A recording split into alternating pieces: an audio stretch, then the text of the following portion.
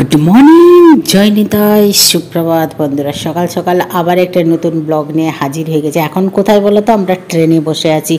এখন বাজে সকাল 4:30।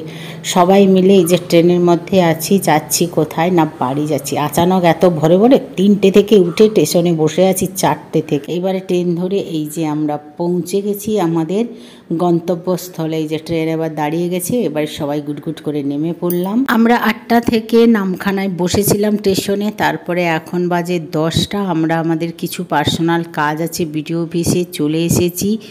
আর বাবা এসে টোটো নিয়ে, বাবা আবার বাজার করতে গেল আমাদের বিডিও অফিসে ছেড়ে দিয়ে, যে 10:30 11টার দিকে খুলবে। সেই সকাল 8টা থেকে বসে বসে প্রচণ্ড কোমর যন্ত্রণা করছে। আর এখন দেখো 10টাতে কি রোদ উঠেছে।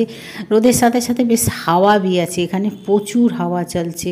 আর এখানকার পরিবেশটা, আমাদের এদিকে পরিবেশ একদম সবুজে সবুজে, একদম চতুর্দিকে শুধু সবুজ আর সবুজ। বৃষ্টি হচ্ছে তো, যার জন্য সবুজ হয়ে গেছে মাঠে। ধান চাষ, তারপরে গাছে জল পড়ার পরে সব পাতা নতুন কচিয়েছে। আর প্রচুর হাওয়া। এদিকে আমার মেয়ে, বড় মেয়ে, ছোট মেয়ে, বড় মেয়ের ভিডিও করে দিচ্ছি, মতলব ফটো তুলে দিচ্ছি। আমার ছোটো মেয়ের থেকে চিৎকার করছে, বলে এটা হচ্ছে না, ওটাও হচ্ছে না। বসে বসে সত্যি বিরক্তি লাগছে। 8টা থেকে হলে আমরা বাড়িতে 9টার দিকে পৌঁছে যেতাম, কিন্তু এখন বাধ্য, এখানে কাজ আছে ভিডিও অফিসে, অনেক দিন ধরে ছিল পেন্ডিং। তাই এবারে যখন এসছি সকাল সকাল কাজটা করে তারপরে বাড়ি যাবো। দেখো কি হাওয়া চলছে। আর ওই যে আমার মেয়ে হার পোজে ফটো তুলছি। আর আকাশটা দেখো, এত সুন্দর আকাশটা লেগেছে না, কি সুন্দর। মনে হচ্ছে শরতের মেঘ, যেন বৃষ্টি আসবে। বাড়ি পৌঁছানোর পরে আর ভিডিও করা হয়নি। এখন সবাই মিলে গাড়িতে করে যাচ্ছে। এই যে আমার মেয়ে ভিডিও করে করে যাচ্ছে। কেন বলে তো, আমার মা নার্সিংহোমে ভর্তি আছে, মায়ের অপারেশনে, তাই এরা সবাই গাড়ি করে যাচ্ছি। আমরা তো আগে চলে এসেছিলাম। আর আমার মেয়েকে বলেছিলাম যে একটু ভিডিও করে নিয়ে আসিস, কারণ আমি তো পারলাম না, কারণ আমরা তো মাকে আগেই নিয়েই বেরিয়েছি। আর এটা সেই নামখানা ব্রিজের উপরে আকাশের অবস্থা দেখেছো, এখন অন্ধকার হয়ে গেছে। ওরা যাচ্ছে সব। আর তোমার বৃষ্টি পড়ছে টিপ টিপ করে। সবাই গাড়িতে, প্রচুর লোক আছে গাড়িতে, মানে আমাদেরই সব বাচ্চা কাচ্চা আছে। সবাই বলছে না আমরা সবাই যাব। রাত্রে 11টার দিকে হয়তো অপারেশন হবে, তো ওই জন্য ওরা সবাই হাজির। আমি, আমার হাজব্যান্ড আর ওই মামি, আর ওরা তো সব আমরা চলে এসেছি একদিন আগেই, শনিবার দিন আমরা চলে এসেছিলাম। এরা সব রবিবার আজকে সব অপারেশনের জন্য সব চলে যাচ্ছে। এক্সাইটমেন্ট। আমি যেই নার্সিংহোমে অপারেশন হয়েছিলাম সেই নার্সিংহোমে। আর এত সুন্দর পরিবেশটা, ভালো লাগছে। তো মেয়েটাকে বলেছিলাম তুই আসার সময় একটু ভিডিও করে নিয়ে আসিস কিন্তু আমার জন্য। এখন আমরা মায়ের চুলটা বেঁধে দিচ্ছি, কারণ মাকে স্যালাইন ফ্যালাইন দেবে বলে ড্রেস আর স্যালাইন দিয়ে গেছে মাকে, কারণ রেডি করে দিতে হবে। বলে দিল দুদিকে চুল বেঁধে দিতে, বাথরুম করিয়ে ড্রেস পরে দিলে তারপরে এসে ওরা স্যালাইন দেওয়া শুরু করবে। কারণ এখন বাজে 7:30 মতন, কারণ 10টার দিকে মার অপারেশন হবে। 9:30 10টার পরেই 10টাতে ডাক্তার আসবে, তারপরে অপারেশন হবে। কমসে কম অপারেশনের 3 ঘন্টা আগে মাকে স্যালাইন দেবে। আর এই রুমটা চিনতে পারছো, এই রুমটায় আমি ছিলাম আমার যখন অপারেশন হয়েছিল। আর মা চুল বাঁধতে চাইছে না। আমি বলছি তোমাকে খুব সুন্দর লাগবে, কিউট লাগবে। বলে কি অবস্থা, আগে তো এরকম করেনি। মাকে রেডি করে দিয়েছি, এবারে মাকে স্যালাইন দিয়ে দিয়েছে। দেওয়ার পরে মার হাতে যন্ত্রণা করছে। ওই ভিতরে মানে চ্যানেলে একটু মেডিসিন দেয়, তো ওইটা খুব যন্ত্রণা হয়। তাই বাবা টুকটুক করে হাতটাকে মালিশ করে দিচ্ছে। আমারও প্রচুর যন্ত্রণা হতো। যখন ওটিতে নিয়ে যাবে তখন দেখাবো। দেখো বলে প্রেশার এত হাই করেছে, অপারেশন থিয়েটার থেকে ঘুরিয়ে দিচ্ছে আমার মাকে। যে পায়ে গেছিল ওই উল্টো পায়ে উল্টো পায়ে দিয়েছে। অক্সিজেন নাকে লাগিয়ে দিয়ে এত বিপি হাই করেছে, ডাক্তার ভয় পেয়ে গেছে। দিয়ে এখন চলে এসেছে, এখন মুখ খুলেছে।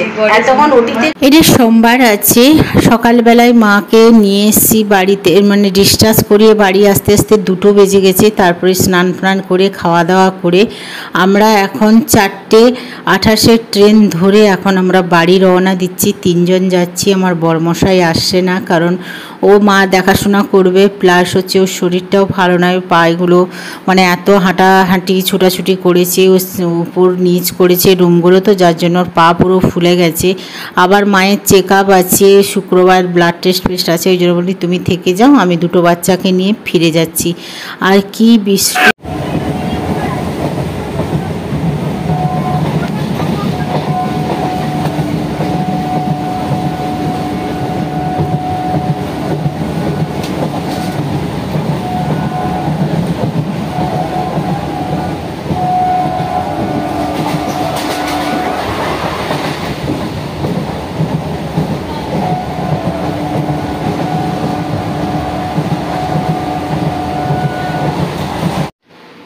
হাই বন্ধুরা, আমরা এখন বাড়ি ফিরে চলে এসেছি। আর এখন বাজে 9টা, 9:30 হয়ে গেছে। ফ্রেশ হয়েছি, শরীর একদম ক্লান্ত। কেন বলো তো, 2-3 দিন খুব কষ্ট হয়েছে। বৃহস্পতিবার হচ্ছে আমাদের সারাদিন হসপিটালে মেডিসিন নিয়ে সে গেল। শুক্রবার দিনকার সেই ভোর 3টে থেকে উঠে তারপরে ছুটাছুটি করে বাড়ি যদিও গেলাম, এত কষ্ট, নিজেদের কাজ ভিডিও অফিসে ছিল সব কমপ্লিট করে মায়ের জন্যই যাওয়া ছিল। মায়ের অপারেশনের ছিল সানডেতে, তো মাকে তোমার নার্সিংহোমে ভর্তি করলাম। আমি যেই নার্সিংহোমে ছিল সেখানে কোনো কিছু ঠিকঠাক নেই, সব করে বর্মশাই আমরা সব ছুটে করে মাকে অ্যাডমিট করলাম। রবিবার সকাল থেকে মা সেই ফোনে কান্নাকাটি করছে।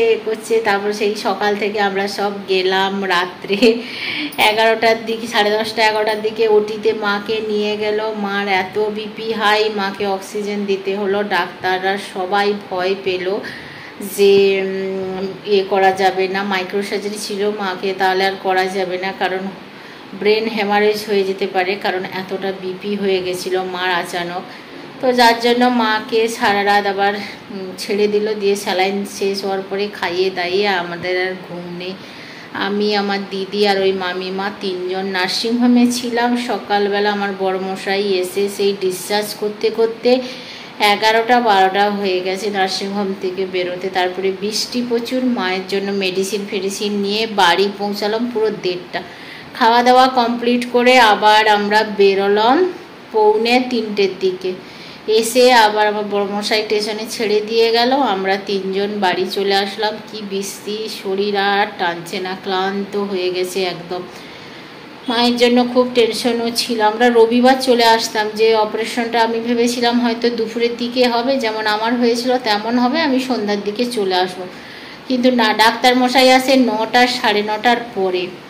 তো যার জন্য এই সমস্যা হলো, আর আসতে পারলাম না। মেয়ে দুটোর স্কুল বন্ধ হচ্ছিল, পরীক্ষা আছে, ক্লাস 10 যেহেতু, তো ওই জন্য চলে আসলাম। বড়মশাই আছে, ও আসবে পরে। মা বললো বিপি কম হলে অপারেশন করে নেবে, তোদের আর আসতে হবে না, সেটা মাই জানে, ভগবান জানে। তাড়াতাড়ি ভালো হয়ে যাক, সুস্থ হয়ে যাক, এই কামনা করি। নিজেদের কষ্টটা থাক। আর আমার প্রচণ্ড পেটে যন্ত্রণা আর কোমর ব্যথা, বসতে উঠতে পারছি না, এত কষ্ট হচ্ছে। হাতটা যদিও সমস্যা ঠিক হলো,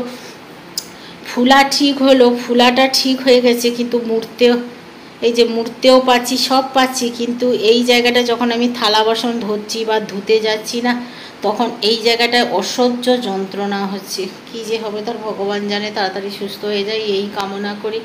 আর শরীর টানছে না, বেশি কিছু ভিডিও করতে পারিনি, কারণ এত মাকে নিয়ে পরিশান ছিলাম, ভিডিও করা হয়নি। যতটুকু পেরেছি ওইটুকুই শেয়ার করলাম তোমাদের সাথে। যদি ভালো লাগে লাইক শেয়ার কমেন্ট করে দিও, আমার পাশে থাকো। আমি জানি আমার ভিডিও একদম ভালো হয় না, বাজে ভিডিও হয়, যার জন্য ভিউজ নেই, কিচ্ছু নেই। ভালোবেসে ভিডিওটা করছি তাই ছাড়ছি, এরপরে করতেই ছেড়ে দেবো, যা হয়। টাটা, বাই বাই, জয় নিতাই। আবার একটা নতুন ব্লগে দেখা হচ্ছে।